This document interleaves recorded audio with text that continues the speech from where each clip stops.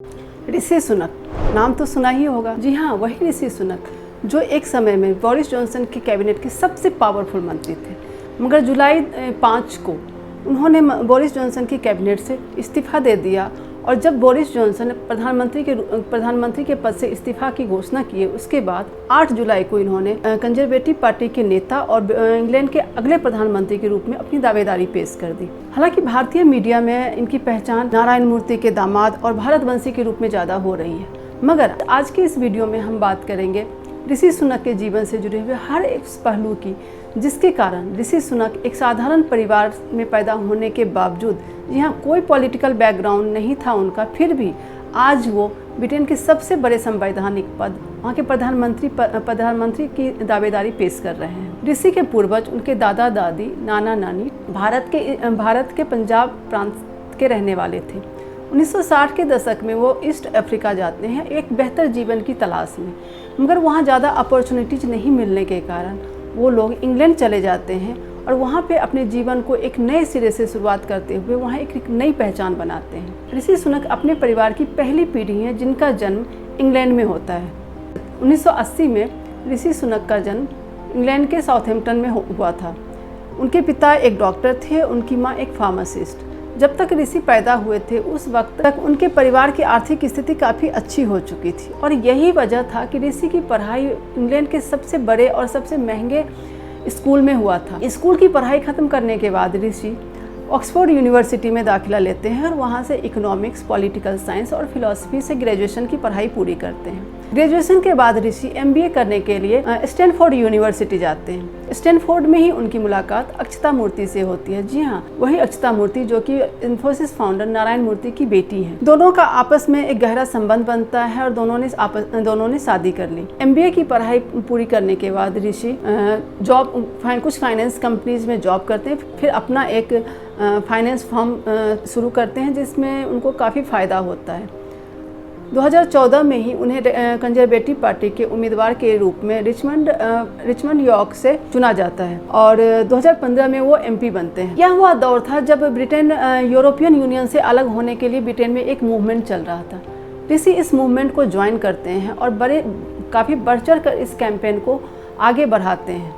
इस कैंपेन के दौरान ऋषि की पहचान एक योग्य राजनेता के रूप में, एक इंटेलिजेंट इकोनॉमिस्ट के रूप में बन जाती है। थेरेसा मे जब इंग्लैंड की प्राइम मिनिस्टर बनती हैं तो ऋषि उनके कैबिनेट में एक जूनियर मंत्री का पद ग्रहण करते हैं। आगे चलकर थेरेसा मे के खिलाफ भी पार्टी के अंदर काफ़ी असंतोष फैल जाता है और जिसके कारण थेरेसा मे को अपने पद से इस्तीफा देना पड़ता है और बोरिस जॉनसन कंजर्वेटिव पार्टी के नेता और प्रधानमंत्री के रूप में अपनी दावेदारी पेश करते हैं। बोरिस जॉनसन के पूरे कैंपेन को ऋषि लीड करते हैं और इस दौरान उनकी और बोरिस जॉनसन के संबंध काफ़ी नज़दीकी और काफ़ी गहरे हो जाते हैं। बोरिस जॉनसन जब ब्रिटेन के प्रधानमंत्री बनते हैं तो ऋषि को chief secretary of the treasury बनाते हैं। ऐसा कहा, इंग्लैंड के पॉलिटिकल गलियारों में ऐसी मान्यता थी कि साजिद वाजिद जो कि उस वक्त चांसलर ऑफ एक्सचेकर यानी कि वित्त मंत्री थे, उनके ऊपर नज़र रखने के लिए बोरिस जॉनसन ने ऋषि को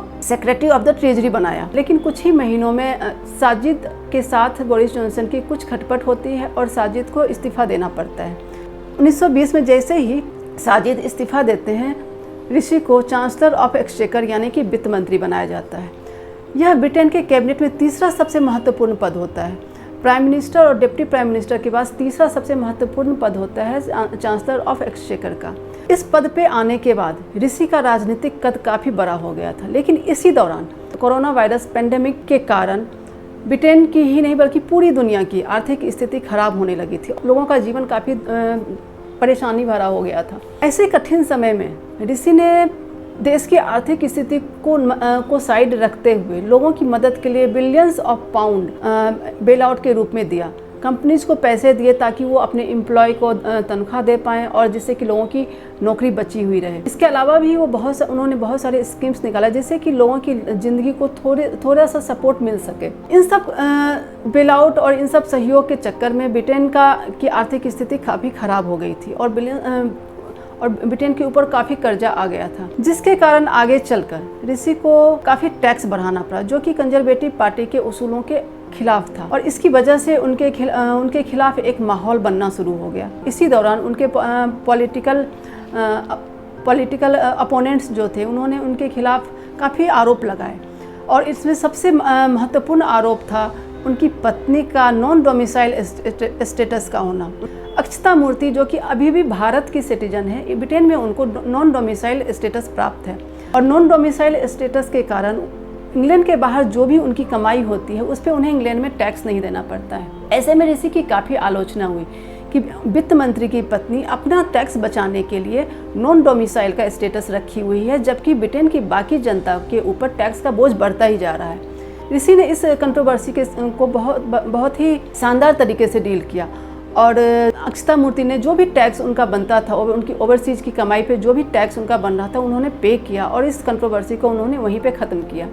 इसके बाद इन्फोसिस के कारण भी ऋषि के ऊपर काफ़ी कीचड़ उछाले गए, क्योंकि इन्फोसिस का एक ब्रांच रशिया में था और रशिया यूक्रेन युद्ध के कारण ब्रिटेन जो कि रशिया के खिलाफ थी, यूक्रेन के पक्ष में खड़ी थी, तो ऋषि की काफ़ी आलोचना हुई कि उनकी पत्नी एक ऐसी कंपनी की में पार्टनर है जो इसका ब्रांच रशिया में है, जो कि रशिया को सपोर्ट कर रहा है। लेकिन आगे चलकर इस कंट्रोवर्सी को भी काफ़ी अच्छे से संभाला गया और ऋषि इन दोनों ही कंट्रोवर्सी से बखूबी साफ सुथरी तरीके से निकलकर बाहर आ गए। इसके अलावा एक और कंट्रोवर्सी जो ऋषि के दामन पे लगा वो था पार्टीगेट स्कैंडल। पार्टीगेट स्कैंडल था बोरिस जॉनसन 2020 में जब लॉकडाउन लगा हुआ था, जब पूरे देश की जनता को घरों के अंदर रहने को कहा गया था, उस वक्त बोरिस जॉनसन अपने घर में 10 डाउनिंग स्ट्रीट में अपने बर्थडे पे पार्टी करते हैं। इस पार्टी के कुछ इमेज और फोटो पब्लिक में लीक हो जाता है, जिसके कारण बोरिस जॉनसन के ऊपर फाइन लगाया जाता है। इस स्कैंडल में ऋषि का नाम भी सामने आता है और ऋषि के ऊपर भी फाइन लगाया जाता है। ऋषि पहले ऐसे वित्त मंत्री थे जिनके ऊपर ब्रिटेन में फाइन लगा था, लेकिन फिर भी इस कंट्रोवर्सी से भी किसी तरीके से वो निकल के बाहर आ गए। लेकिन इसी दौरान एक और स्कैंडल होता है। क्रिस पिंचर जो कि बोरिस जॉनसन के कैबिनेट में फॉरेन सेक्रेटरी थे, फॉरेन मंत्री थे, उनके ऊपर कई वर्षों से बहुत सारे लोगों ने उनके ऊपर सेक्सुअल मिसकंडक्ट का आरोप लगाया। हाल ही में एक क्लब में जब पिंचर गए थे तो वहाँ पे 2 लोगों के साथ उन्होंने कुछ ऐसा मिसबिहेव किया जिसके कारण एक बहुत बड़ी कंट्रोवर्सी उत्पन्न हो गई थी। लोगों का यह मानना था कि बोरिस जॉनसन इस कंट्रोवर्सी यह जानते हुए कि पिंचर ने लोगों के साथ सेक्सुअली मिसकंडक्ट किया है, फिर भी उसको अपने कैबिनेट में उन्होंने बना के रखा है और उनको निकालने की बजाय इस पूरे मामले पे लिपापोती करने की कोशिश कर रहे हैं। ये एक ऐसा सिचुएशन था जिसे ब्रिटेन की जनता बर्दाश्त नहीं कर सकती थी और एक प्रधानमंत्री के रूप में बोरिस जॉनसन का यह कारनामा किसी भी तरीके से जस्टिफाइड नहीं था। उनके इस्तीफे की डिमांड शुरू हो गई। पूरी पार्टी में लोग उनके खिलाफ हो गए और उनसे इस्तीफा मांगने लगे, मगर जॉनसन किसी भी कीमत पर इस्तीफा देने को तैयार नहीं थे। ऐसे में ऋषि ने 5 जुलाई को इस्तीफा दे दिया, यह कहते हुए कि वो किसी ऐसी पार्टी का ऐसी सरकार का हिस्सा नहीं रह सकते जिसे कि मोरली रहने का अधिकार नहीं है, जो कि जनता के प्रति जवाबदेही जो नहीं निभा पा रहा है, तो ऐसी सरकार का वो हिस्सा नहीं रहना चाहते और यह कहते हुए उन्होंने इस्तीफा दे दिया। ऋषि के इस्तीफा देते ही लगभग 50 मंत्रियों ने बोरिस जॉनसन की कैबिनेट से इस्तीफा दे दिया। इस इस्तीफे की बाढ़ के कारण बोरिस जॉनसन के ऊपर बहुत ही बड़ा मोरल एक दबाव पड़ा और उनको भी इस्तीफा की घोषणा करनी पड़ी।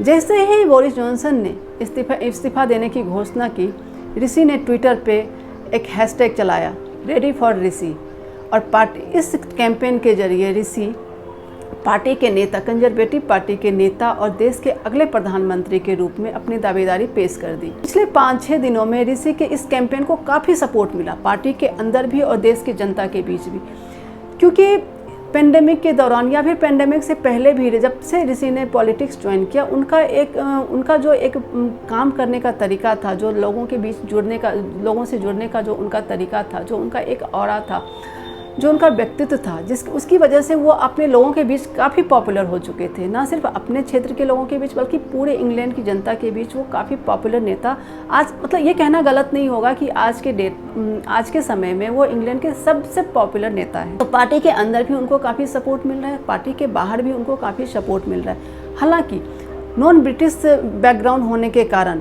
उनकी आलोचना भी काफ़ी हो रही है और काफ़ी लोग ऐसा नहीं चाहते कि ब्रिटेन का प्रधानमंत्री कोई नॉन ब्रिटिश बने, जो कि किसी भारतीय मूल या एशियाई मूल का कोई व्यक्ति ब्रिटेन का प्रधानमंत्री बने। ये शायद वहाँ के कुछ तबकों के लिए यह स्वीकार करना मुश्किल है, लेकिन फिर भी ऋषि को काफ़ी सपोर्ट मिल रहा है। और अब देखना यह है कि ऋषि इस सपोर्ट को आगे बढ़ाते हुए ब्रिटेन के प्रधानमंत्री पद तक पहुँच पाते हैं या नहीं, यह तो वक्त बताएगा। लेकिन हमारी तरफ से उन्हें ढेर सारी शुभकामनाएं हैं कि वो अपने इस मकसद में कामयाब हो और भारत को एक गौरव का पल मिले कि हमारे देश का कोई एक व्यक्ति, हमारे देश से जुड़ा हुआ कोई एक व्यक्ति ब्रिटेन का प्रधानमंत्री बने। तो ये था आज के इस वीडियो में मैंने आप लोगों से ऋषि सुनक के बारे में एक जो भी इंटरनेट पे जितने भी उनके बारे में जानकारियाँ हासिल थी वो सारा रिसर्च करके मैंने एक छोटा सा वीडियो आप लोगों के सामने पेश किया है। ऐसे ही बहुत सारे टॉपिक्स पे वीडियो बनकर हमारे चैनल पे आता रहेगा,